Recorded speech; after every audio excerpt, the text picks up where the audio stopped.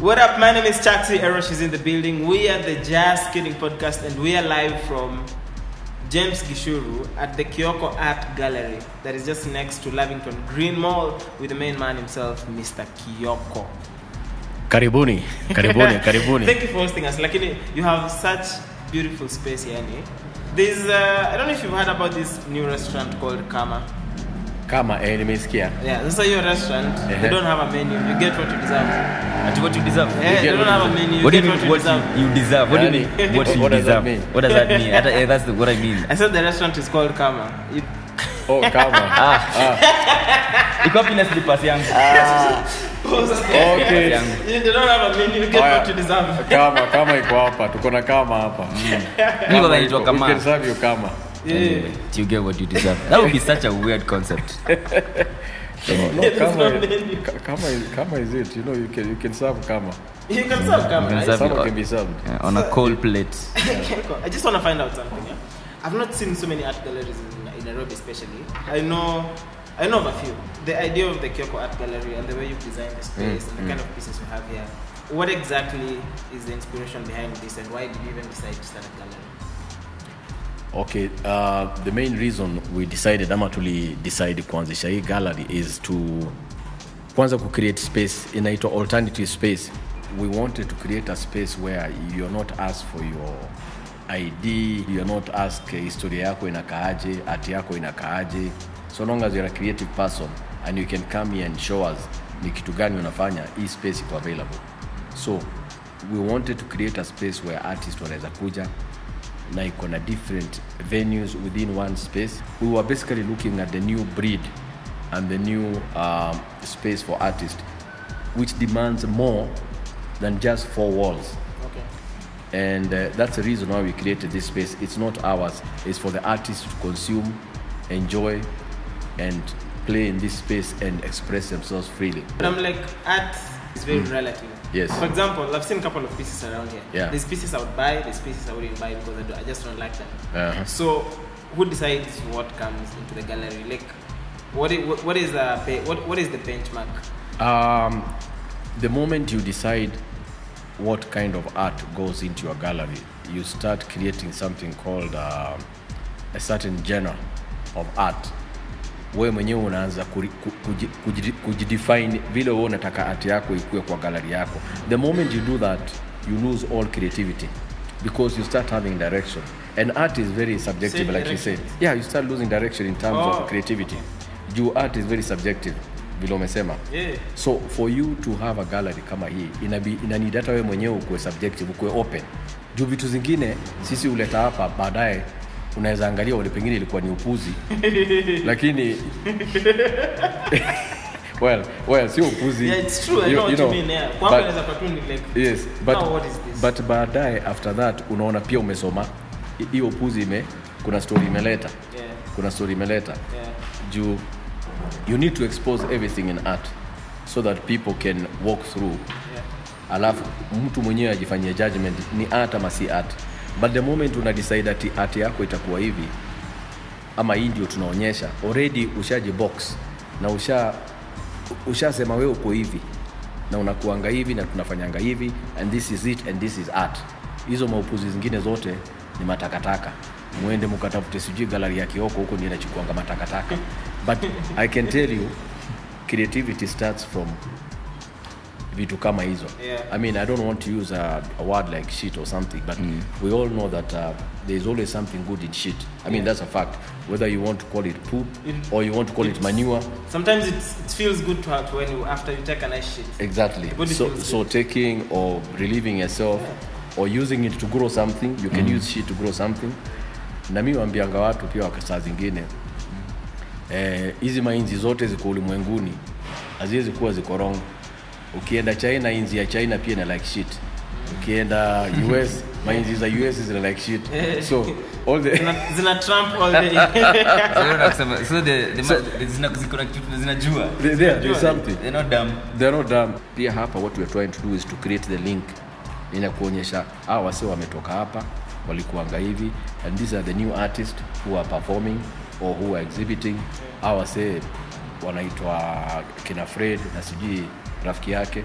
They are very young, they are 19 year old, they are passionate, they are good print artists. Unajua, somebody has to show their story. Yeah. Na kama hakuna mtu anakupatia chance ya kuonyesha story yako, hata wewe huwezi bonga story za watu wa zamani. Yeah. Juu hata wewe kuna kitu unajua, na you need to be given time and space uelezee watu vile unajua, ndio watu wa connect hizo madots. So we get this big picture which is a wider photo kaleidoscope, unaweza ita hivyo ama ya wa Kenya. Because if you decide kuna uchaguzi ama kuna ubaguzi, kuna watu watawachwa kando. Yeah. Na wakiwachwa kando, hiyo picha ikuangi poa. It's never complete. It's never complete. We've had people in this country wamechukua picha, wamekimbiza New York, wameenda huko wamefanya show, alafu wanaita Kenya art. Na ni mabroka tu wasee fulani wamechukua mavitu huko wamesema artists wenyewe. They're not the actual. No. Just brokers. Yeah. They can buy these paintings and go sell them elsewhere. Yes. Okay. And then you call it Kenyan art. But you see, huyo mtu amefanya hivyo tayari ametutukana. Ashatukana watu kama sisi, ametukana artists mob sana. Juu hata hiyo kitu hajaiweka kwa nini? Unasikia tu show yetu iko sijui wapi. Nobody knows about it. You know. Na msee wa marathon akienda kushinda marathon, kwanza tunamuona akifanya nini? Akiwa huko Eldoret akikimbia. Akishinda pia tunamuona akishinda. So basically unasema ni poa kuona journey. Ni poa ku showcase. You showcase here for and it's like it's small. Yeah. Until it's big. Yeah. But my question is some art galleries are kind of snobbish. To some extent. I can't give them a shout because you know me. It's not just me not I'm saying political. Especially for like I wouldn't say snobbish. Snobbish is me making us. I'm just saying you don't feel welcome. You don't no. And I've gone like there's an art gallery up the road. Up the road. You go in, you literally don't feel welcome. Like it's like what are you doing here? Kama imeoshwa na Dettol na wewe kuja na maviroboto kama hizo. So how, because I know you're trying to be more open. Like how do you make sure like a person can walk just past that? Oh, it's an art gallery. Let me just get in and see what's good. Because I feel like if art galleries happened like that, a lot more people would be able to see what's actually happening. And others are usually and some art galleries are also very isolated. So the common person, and I feel it's like for a certain segment of people, but not for regular people. Yeah. Unaona, vile tumefanya kuna program moja kwanza imetusaidia sana. One of the best programs that we started ni ya ma students, mashule. Tumewatumia mabarua tukawaambia vile hii space iko. The art teachers, you know, the beauty is that program ya nini pia imerudishwa. Ile program ya arts ilikuwa imetolewa, imerudishwa. And this is a good thing for Kenyans. Juu sasa you'll have more involvement from the grassroots level. So shule zilipoanza kukuja pia, one of the most interesting ways of incorporating art and making the society quite sensitive to your arts ni when unaanza na watoi ama unaanza na majunior, wanakuwa pia wako aware of the environment ya art vile iko. Juu wao pia wanaenda kubonga, wanaambia parents zao, wanaambia, unajua it's a whole community thing. So hiyo imetusaidia kupata traction. Juu the biggest percentage tunapata hapa walk-in are young students, groups of 2, 3, 4, you know, young people. I saw the art gallery, I saw it sijui nini, shule yangu ilikuwa imekuja hapa. Sasa nimeona lete maadhe leo pia na Buddha wakuja wacheki vile kuko. But who sets the pricing for the different pieces? We set with the artist, especially for young artists pia lazima tukue tuna regulate. Juu saa zingine wanaweza potea huko juu ya milima, juu ya pricing. And one of the reasons maana ya kuwa na gallery kama hii ambayo ina launch artists ni kuwa prepare pia vile watajilaunch kwa market. Jumse anaweza kaa huko tu achore mapicha zake atoke anasema anataka 10 million. And it's true, sometimes you cannot put a price on art. The artist himself decides what is his true value. But we have galleries are there also to help you to navigate the space, their pricing, space pia ya kunini, ya kujimarket na kujiweka kama artist pia, unajua. Because sometimes pia ma artists kuna vile wanajishusha ngazi sana. Unakuta wewe ni artist poa lakini juu ya mashida na nini una compromise, unashukisha bei, inakuwa sasa kurudi pale juu ni ngumu. So artist wale tumechukua hapa na tumeanza nao, tushawapatia hiyo message wajaribu kujiweka hiyo style ya Kimangoto ile, si tumeonyesha style yetu. Keep it there, you know, and don't, kama una shida kuja tuongee tukusaidie. So from here what they do, tunawapatia certificate ya kwamba show yao ilikuwa hapa. Certificate of authenticity, kwamba ulifanya show kwa Kioko Gallery. Hiyo certificate inakusaidia kwenda the next level. Na kama kuna ma reference fulani, sisi tunarifa huyo artist, tunasema ni artist wetu. Tulikuanga naye hapa kwa show fulani inaitwa 30 under 30, ama ashafanya show na sisi inaitwa hivi. So most artists wanahitaji ka bearing, kanini ka launch pad. Okay. Yeah, hell bad. So I brought my piece here. Someone has bought it. Do I have to come physically to know it's been sold? Do I get a message? Is money deposited directly in my account? What is that procedure? You kijana unakuwa na artwork, umeanza kupaint. Hey, we'll see. You never know. Unapokucheki Instagram yangu anaongea kama anataka kutuletea mapisi. Lakini na nimeona zile vitu tunachora-choraga. Mpaka tuzikague. Hapo na kwa nimesema artist subjective. Hizo zangu ndo tunaweza za 1 million. Usicheze. Lakini pia mpaka tuangalie, unajua zinaweza kuwa ni zile za nini? Tutaangalia kama ni za Mauriji ama ni za ku ama nimeiba za mwingine. Ama umeiba za mwingine. So what we do, artist akikam kisha negotiate price, kuna ile commission si uchukua between 30 and 50%. 30 and 50? Yes. Hiyo si nyingi sana? Sio nyingi sana, kwa sababu zile vitu tutakufanyia ni vitu mob sana. Tunakufanyia ma podcast kama hizi, tunakuelevate kwa social media, tunakufanyia social evening moja hapa kali sana. We have wine, we have food. You don't pay for the wine, you don't pay for the food. Chakula we serve until 11 o'clock. Wine every day? No, when we have a show, an opening. Every day. You can't even get from your unaweza pitia hizo kosa kachupa kamoja. Tumeweka kando from the previous show. Alright. So the whole thing is sijui utahitaji ni package. It's a package. Yeah. But I'm like 50% doesn't it make like raise the price for each piece? Because as an it artist, does. if you're taking it 50% does. from It a does. piece, It then does. I'm definitely selling it at a higher price than I would it does. sell it. It does, and it's on purpose. Okay. Hatutaki kuuza art hapa sijui ngiri 3, sijui ngiri 4. And if you are launching an artist, you must launch an artist at the right level. Ni kama glider. Kuna ile nini? Kuna ile sijui inaitwaje? Kama una launch hiyo ndege inaitwa glider. Kuna mahali usikia nini? Upata hiyo current yake. So pia artist kama una mlaunch kijuu, akitoka hapa ataenda chini. Jube yake ilikuwa juu. And that's how you launch an artist. You launch him proper. Juu sasa akitoka hapa hizi kwanza sijui ati sijui nini. No. So now as a gallery, let's talk about legalities of art. Yes. So now I have, for example, the red painting just at the back, right? Yeah. So that's my painting. Yeah. Very sure I didn't copy it from anywhere else. Then tomorrow there's someone selling the same exact piece. What are the legalities? What do I do? Or what does the gallery, what do you guys do to cover artists against plagiarism? Tuko na contract una sign hapa hivi. There's an artist contract that you sign with the gallery kwanza. That covers you on all litigations. And kitu ya kwanza inasemanga ni kwamba hizi picha zako ni original, ni zako, tumezikagua, tumeziangalia, and we have a curator here. And if I'm not bragging, you can do a humble brag. I can do a humble brag. Yes. This is the only gallery in Kenya.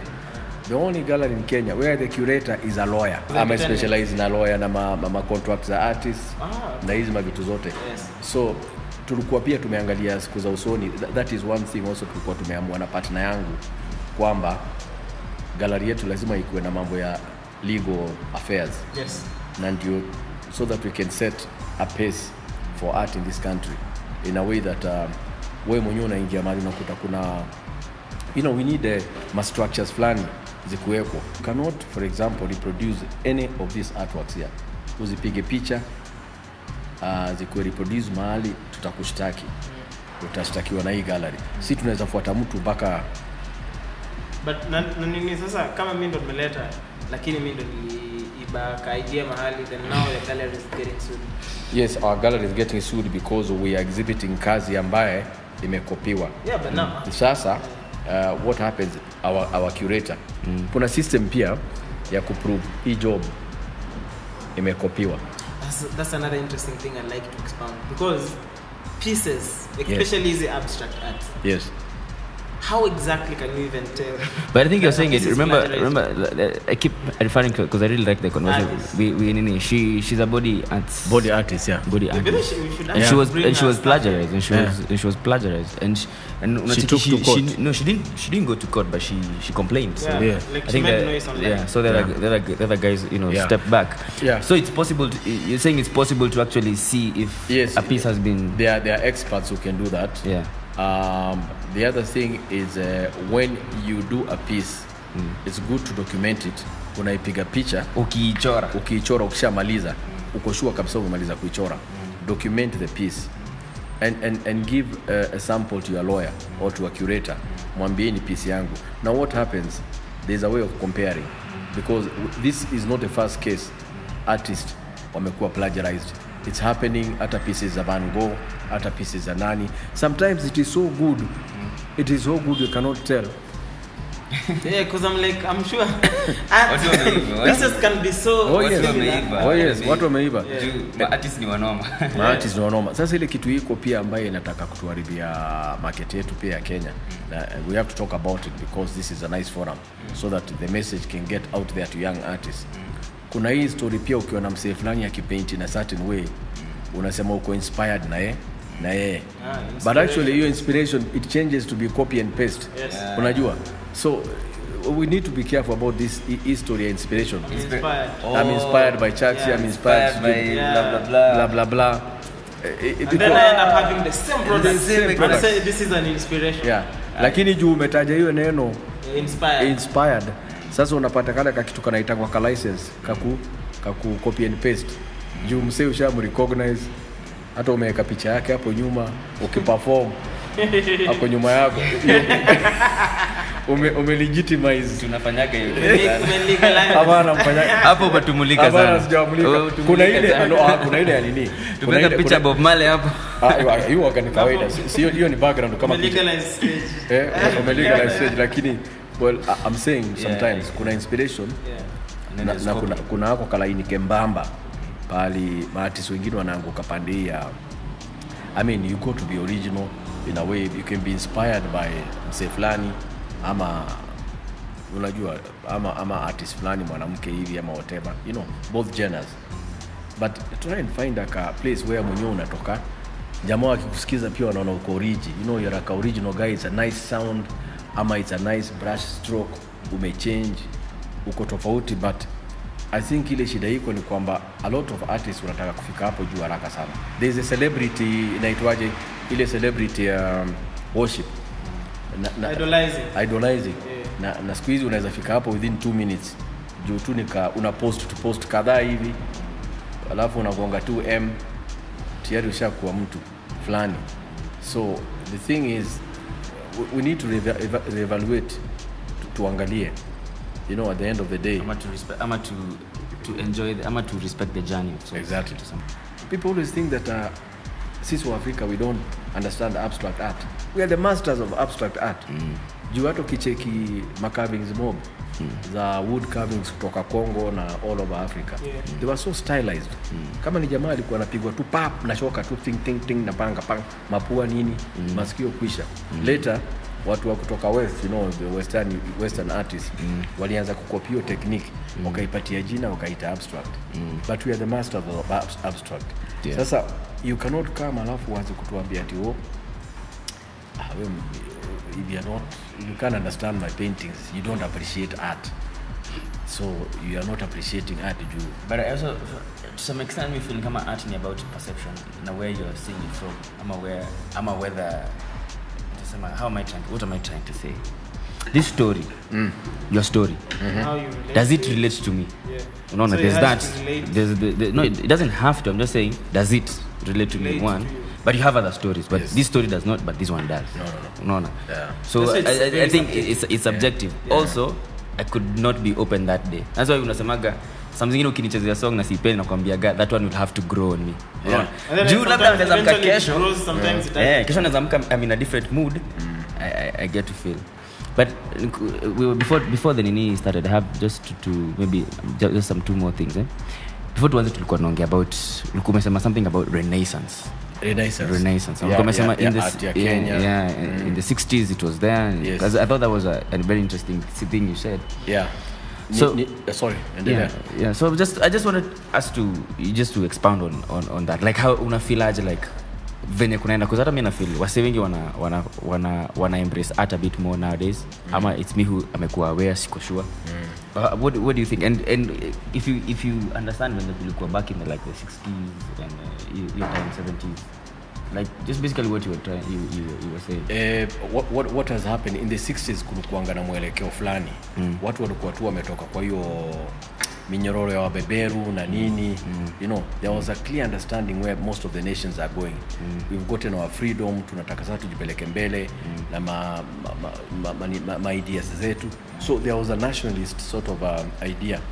Watu wakakuwa wanaona mbele, wana feel proud kwa African na wanataka kufanya vitu za hata ukicheki utakuta wasee walikuanga na maafro those days. Kina Patrice Lumumba walikuwa na kulikuwa na hairstyle mob sana, and that's just part of the culture in terms of hairstyle. Pia ungecheki pia watu vile walikuwa wanajisikia tu, walikuwa wanajisikia wako sawa. Now with the time wamedunga makolombo zile mavitu. Niliona mamangu na mtu mwingine hapo amevaa vituko.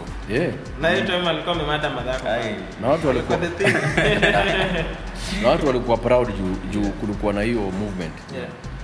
Alafu ikakuja kafika mahali sasa juu ya too much masomo ya kiwestern, watu wakaanza kulose nini hiyo kitu. Alafu pia vitabu zile ziliandikwa after independence, wasee walitupatia vitabu walikuwa wajanja sana.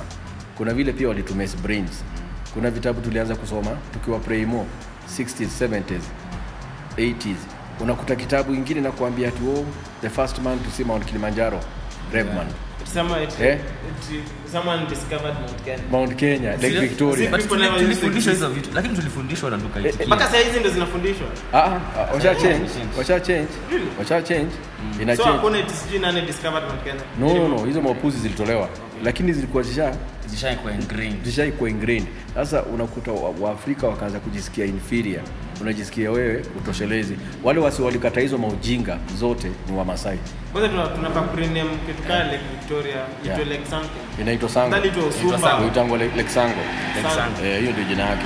But sasa inajulikana kama Victoria. But hizi vitu zote they will happen in time. They'll happen in time. Mali tumefika sasa. Kuna story tulikuanga nazo sisi kama Waafrika. African mythology. Na hakuna tribe haikuwa na story ya mythology, na chali wao na msee wao na story yake. Ukienda kwa watu wa western, ukienda kwa Kikuyu utakuta kuna msee walikuwa anaitanga Muthesha itu. Alikuwa jamaa moja mrefu sana, akona jicho moja, alikuwa na spear yake inafika mpaka huko heaven. Nakumbuka hiyo story. Alafu hiyo story ilikuwa inatumwa tu kuambia watu hiyo wakae chonjo. Mkarada. Msitoke nje usiku, sijui kuna nini. But it's amazing when unasema hivyo juu. And that's why I'm so happy to be kwa hii gallery yako. Hata sijui mbona sijaikuja. Na huyu msemi rafiki yangu na gang later. Ni that you're an African. Yes. You're an African man. Yes. Curating it. Because most of the people I've seen doing this ni Walami. Na kwa kaza Walami. Na story yao tofauti. Ni Walami wanakuja wanasema, "Oh my god, African art is so great. Oh my god, Africa, Afro this, Afro that." And then wanafanya ile kitu yenye maybe the African Americans wanajua ile kichagwa when you take an African thing and you take it. What is it called? Kuna jina culture appropriation. But unajua sasa sisi wenye tuko huko tujuagi hizi vitu. You can't even notice. So I'm very inanibamba that you are doing it, which I'm sure which means mtu mwingine atafanya. It's important, and these are the stories pia hata Gava. Watu kama Gava, Ministry of Culture na nini anafaa realize. For example, kuna jamaa alikuwa anamwambia it's very simple. Hata historia watu kuingia kwa forest kukata mamiti, kudecimate ma forest, kufanya nini, ni vile tu story ya miti imeuzwa in a different way. Kama Wamasai kuna story wanakuanga nayo, kuna msee anakuanga ndani ya forest, anajulikana na watu wengi sana, watu wa Masai, anaitwa Enauner. Enauner ni jamaa moja anakaa kama human being, lakini mguu yake moja ni sharp, inadunganga chini. Na Wamasai, it's an actual human being. well, that's a story, it's a mythology. So they say the guy lives in the forest, na yeye kulanga watu wakiingia kwa forest, lakini yeye kula watu tu saa zile wako in a straight line. So if you guys make a mistake of walking in a straight line, anawabonya tu one by one, ting, anawamaliza. So lazima mu. So hiyo story pia ilikuwa ya kueleza watu wakiingia kwa forest, you know, there's a certain way to operate in the forest. Okay, you can say it's a way of instilling fear in you so that you respect the forest. But you see, so long as those mythologies continue with the kids, kuna ile respect ya forest iko bado iko. Lakini siku hizi shaisha. Unajua, if you listen to many African cultures, forest ilikuwa spiritual, sio mali ya kuenda tu ati hivyo tu unaenda. No. It's but now people go bwana mamiti nini, hata watu wanaenda mahike bila respect, you know. By the time you go for a hike, inafaa pia ufanye prayer nini kitambo upande hiyo mlima, kifika pale juu pia una, you know what I'm saying. But people have no respect for these very sacred places. Kwanza hizo ndio watu wanataka saa hizi, hikers wanataka kwenda kucheck hiyo place kufanya, bali kuna msee anaitangwa God anakuanga hapo, wanapiga ka selfie kufanya hiyo, na kuna hao mashamba wenye wanataka kujenga manyumba. Exactly.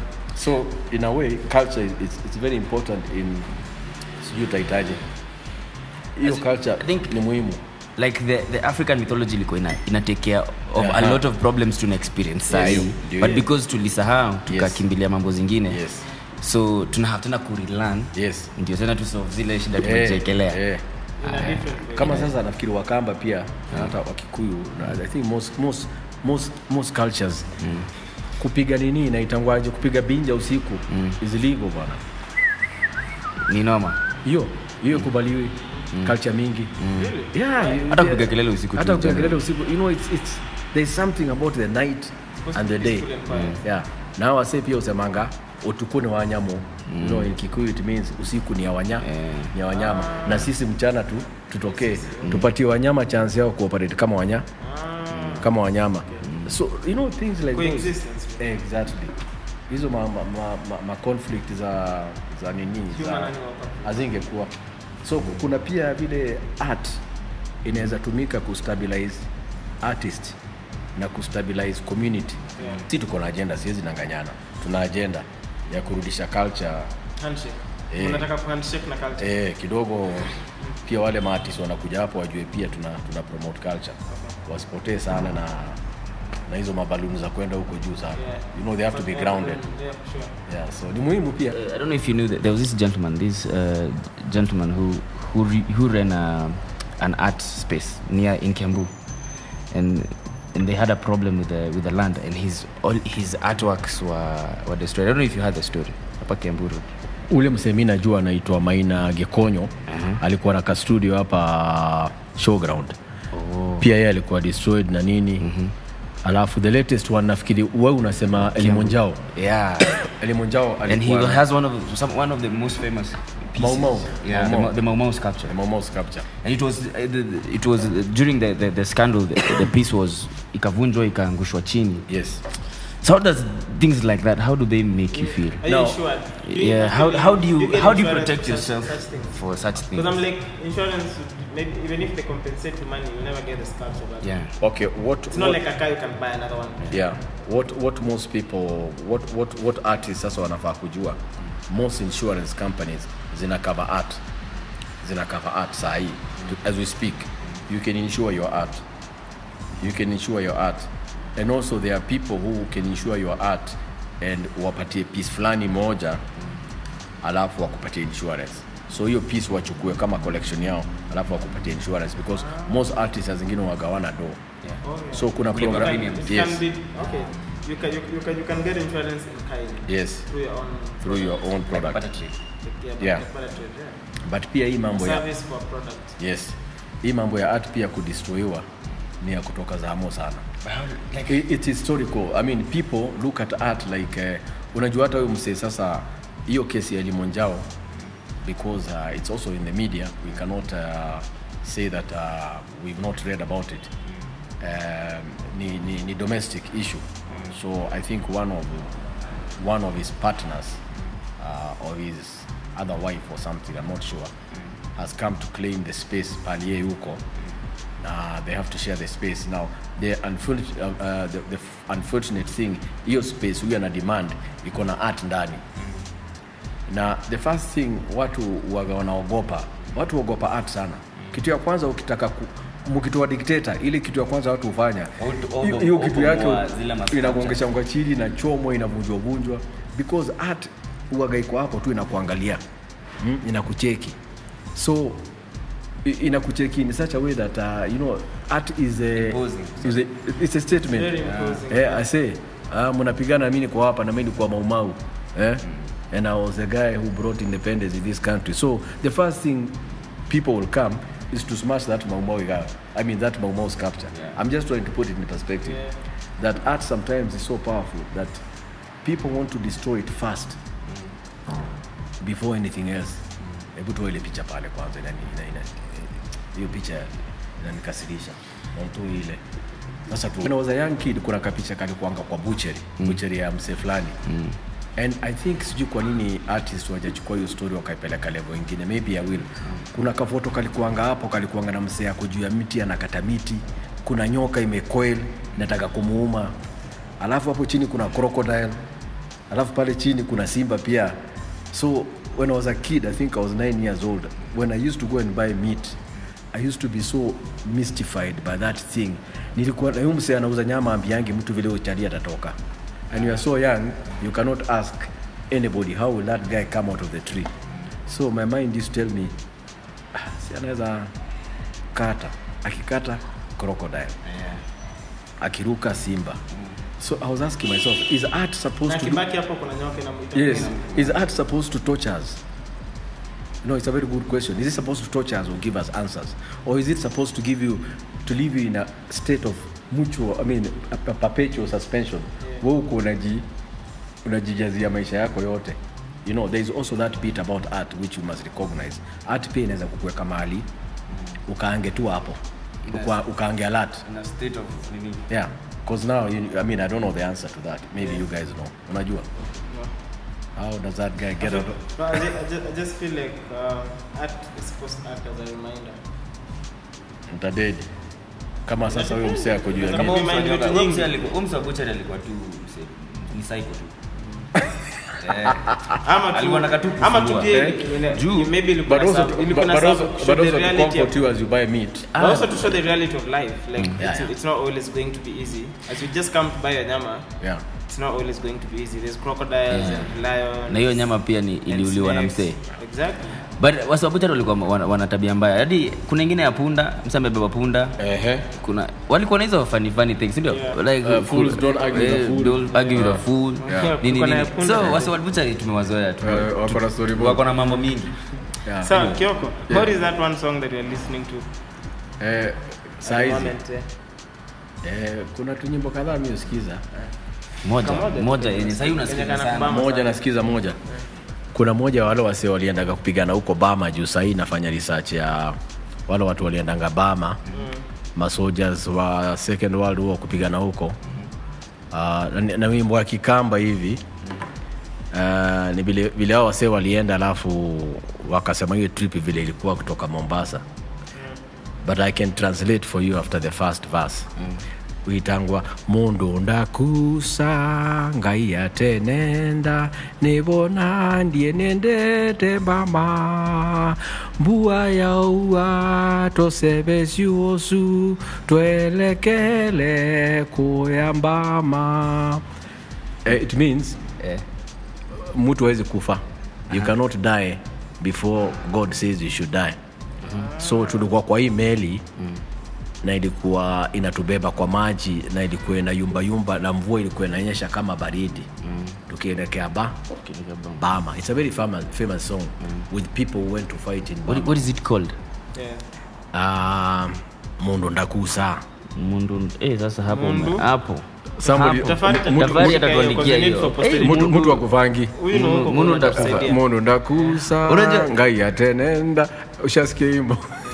Unajua umesema hiyo pati ambua yawa vini kuna ngombe nyingine misikia ambua ya gavana mpangi nyingi. Yale nilikuwa mbua ya watu wasebe sio inamaanisha kikamba mvua ilikuwa inaonyesha kama baridi. Unajua zile mawimbi za ocean. So huyu mzee alikuwa anatranslate vile kulikuwa. Yeah. Lakini hizo nyimbo za wasewa huko ziko mob. There are many actually. I'm really going through I'm interviewing so many wazee. Na kila mtu depending na ile platoon alikuwa. Wamechapa sasa ni wazee wa 90s. Hata wengine very few are alive. Very few I think. Anyway. Yeah. Those are war songs. Yeah, yeah, that's what I'm listening to size. Amazing, yeah. I'm listening to a song by Kwame. It's called Mashegera. Mashegera. It's a love song by a gentleman, a Kenyan guy called Kwame. Nice. I'm listening to a new song, Komoni. Oh, Komoni. Is it Komoni or Komoni? Komoni. Yes. That's what I'm listening to. Anyway, so Kioko, how can guys find the gallery online? Unaweza tupata tuko kwa Twitter, tuko kwa kwa Instagram, tuko na hizo vitu zote. Location at Kioko at Gallery. Tuko hapa James Kichuru opposite Java. Just next to Lavington. I mean, I think the best description itakuwa next to Shell petrol station. Yes. Opposite Java. Okay. Na tuko na branding huko juu, jina inaweza onekana. Na tuko na activities zinaanza hii mwaka za artists which are very exciting, zote zitakuwa kwa Instagram. Perfect. And we will share on our platform as well. Yeah. And thank you so much for coming. Thank you so much for having us. Yeah. Mimi nitagwa Erosh Irogo, Mr. Kari Kimani, Mr. Rehebe Sosiode. You can find me at Erosh Official on Instagram. Remember new